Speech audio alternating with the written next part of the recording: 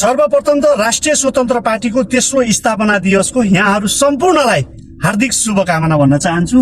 र तपाईहरु प्रवासमा हुनुहुन्छ, पल्ल तल्ल 2 या 3 वर्षमा छुट्टी मिल्छ भने नि तपाईले त्यो छुट्टी बचाइराख्नु।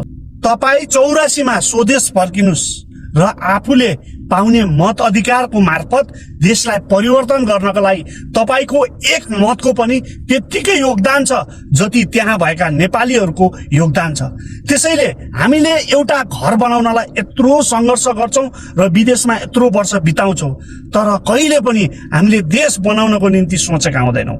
यदि तपाईमा देश बनाउने हुटुटी छ भने तपाई पनि 84 मा स्वदेश प्रवेश गर्नुस् र राष्ट्रिय स्वतन्त्र पार्टीलाई आफ्नो अमूल्य मत दिएर असल नेतृत्वलाई चुनेर तपाईले स्वदेश फर्केर नेपाली नागरिकले गर्ने दायित्व पूरा गर्नुस् भन्न चाहन्छु।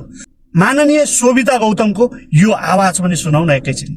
84 भनेको नेपाली जनताको मिसन हो। आउने निर्वाचनमा यहाँहरूले 82 सालमा छुट्टी मिलाउने सोच्नु भएको छ भनेदेखि छोड्दिनुस्। 84 मा छुट्टी मिलाउने गरेर सबै देशबाट यो देशमा मत हाल्ने गरेर विदेशबाट नेपाली दाजुभाइ दिदीबहिनीहरू नेपाल आउनुस्। तपाई हामीले यो देशको मुहार फेर्नको लागि तपाई हाम्रो हस्तक्षेप आवश्यक छ।